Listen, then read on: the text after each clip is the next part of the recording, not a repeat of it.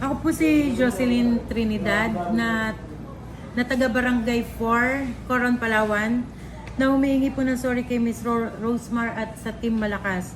Dahil sa pinost ko po sa social media na Dear Rosemar at Team Malakas, ginagamit nyo lang ang mga taga Coron para sa mga vlog nyo at SOCMED.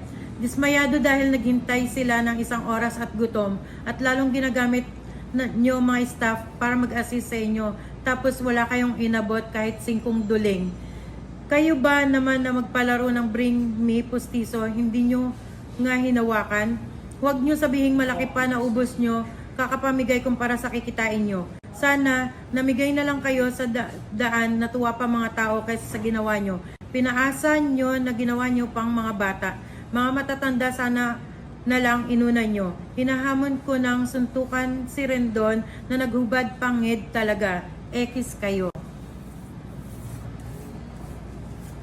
Magandang hapon po. Ako po si Jocelyn C. Trinidad ng Coron, Palawan. Humihingi po ako ng tawad sa Team Malakas dahil sa ginawa kong masamang pagpo-post sa social media para po sila ay siraan dahil sa hindi po ako nakatanggap ng tulong galing kay Miss Rosemar at Team Malakas. At humihingi din po ako ng tawad sa paghamon ng suntukan kay Mr. Rendon.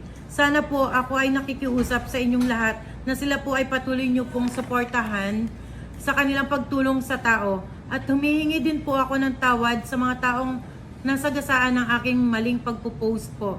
Sa aking mayor at sa lahat ng opisyales, humihingi din po ako ng tawad sa aking nagawa.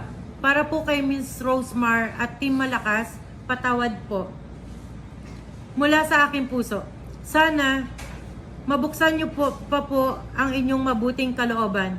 Sa mga binigay po ng Team Malakas at kay Miss Rosemar, salamat po sa mga maraming tulong sa mga tao po dito. Tulad ng cash, bigas at mga gamit at mga groceries. Patawad po, nagmamahal, Jo Kayabyab Trinidad.